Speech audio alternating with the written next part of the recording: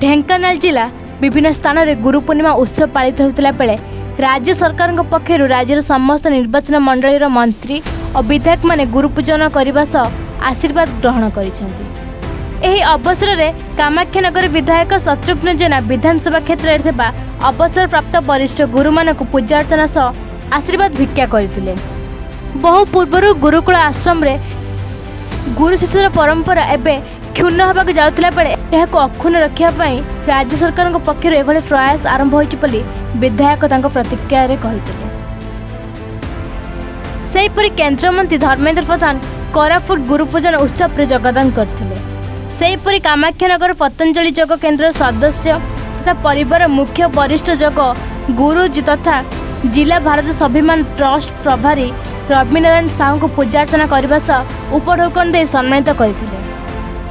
सेहीपरि शिशु विद्या मंदिर पक्षर गुरु पूर्णिमा प्रतिष्ठा दिवस पालित होइछि। प्रधान गुरुजी बी प्रचलन दास का आयोजन क्रमे ढेंकानाल ईटेक महाविद्यालय अध्यापक प्रमोद कुमार दास मुख्य अतिथि भाव में जोगदे गुरु पूर्णिमार तात्पर्य संपर्क में वक्तव्य प्रदान करते। विश्व रे गुरु परंपरा केवल भारत ही सृष्टि होइछि। तेणु ऋषि महर्षि अमलर विद्या ये कार्यक्रम अनेक दिन क्षीर्ण ही लुप्त प्राय। तेणु सुनामधन्य जोगीराज महान संत बाबा रामदेव जी ये गुरु परंपरा को सृष्टि करी योग माध्यम सारा विश्व रे आलोड़न सृष्टि करचंती। एवं आमर प्रधानमंत्री श्रद्धेय प्रधानमंत्री ये योग को विश्व योग दिवस रूपे पालन कर सारा पर आज आम सरकार ओडिशार श्रीजुक्त मोहन माझी योग को आगे रखी ये जो गुरु पूर्णिमा रे आज जोगर ये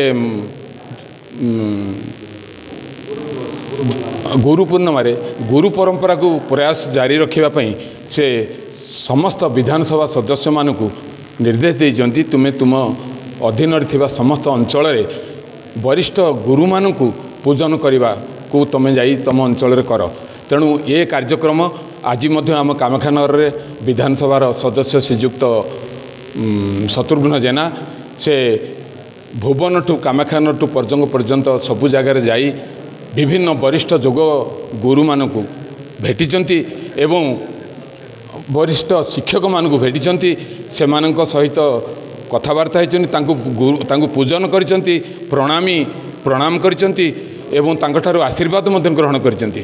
तेणु ये जो सरकार जो व्यवस्था महापूर्णिमा रे ये गुरुपूर्ण पूजन व्यवस्था रखिचंती यह आगो को अति उत्कृष्टमय आनंदमय एवं सच्चिदानंदमय हबार आशा जना पड़ी। से आम अनेक अनेक धन्यवाद बर्तमान मोहन माझी सरकार को करुचु।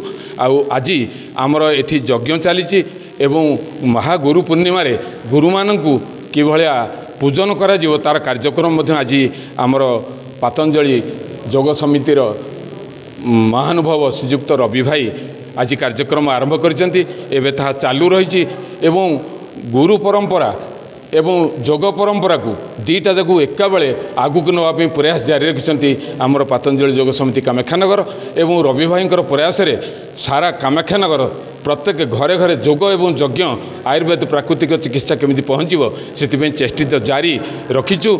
आमे समस्तंकर साहाय्य रे से यार ए शुभ कार्यक्रम ए कार्यक्रम को प्रसारित करी समस्तंक पाखरे आनंद पहुँचापी चेष्टा जारी रखिछंती। ओम प्रणाम। गुरु सर्वत्र गहितम गुरु होउछंती मुख्य बिना गुरु रे कौन सतज्ञान मिले ना। परम पूज्य स्वामीजी महाराज आज तांकर निर्देश फल जोग यज्ञ फल एवं तांको मानी आज 200 देश जोगमय हो जाइए। खाली जोगमय खाली कहीदेले हेबनी जोगरे बहुत लोक निरोग होउछंती एवं तार निरोग होला फल वर्तमान स्वामीजी कहउछंती जे आपण माने जदि प्रथमे जन्म होइछन्ते माँ पेटरू प्रथमे पितामाता होउछन गुरुदेव तापर जहाँठू शिक्षा दान कले सी होउछन्ते गुरुदेव तापर ये जो गुरुदेव मान अच्छी एम प्रथा अनुसार जब आपण मैंने चरण को तांकर आज्ञा को पालन न करती ताले प्रभु पर्यटन पहुँच पारे।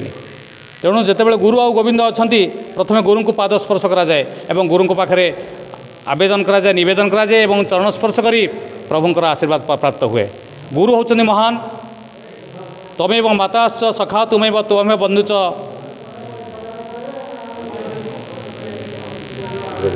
द्रविणम तुमेव ये अर्थ है या जे सबुबले सबु जुगरे आज गुरु परंपरा सत ना आज पिलामानकर देखुथि अवस्था स्कूल रे पाठपढ़ा ना गुरुंकर आ छात्रंकर बर्तमान जो संपर्क केते तिक्त आपण देखुथिबे समस्ते तेणु ये परंपरा को पुनर्प्रतिष्ठा करने पुणी जमी गुरु शिष्य परंपरा रही भारत विश्वगुरु होबारे साहाय्य हम यही हूँ सब बड़ माने उपलब्धि हम आमर पतंजलि पीठ हरिद्वार तेणु आम प्रत्येक योग क्लास रे एवं प्रत्येक जिला स्तर में सब डिविजन स्तर में एवं तहसिल स्तर में योग मध्यम यज्ञ मध्यम गुरुंकर पूजन करुचु। आज गुरु पूजन रे जहाँ आमको आज मिलला गुरु को आज अर्पण करने समर्पण करने आम निश्चय चेष्टा करुचु एवं ताहा आमर गुरुपीठक आमर से मात्रा आमर रहिबो माने सहयोग एवं तांकर आज्ञा को पालन करबा आम निहाती कर्तव्य रहिबो। ओम।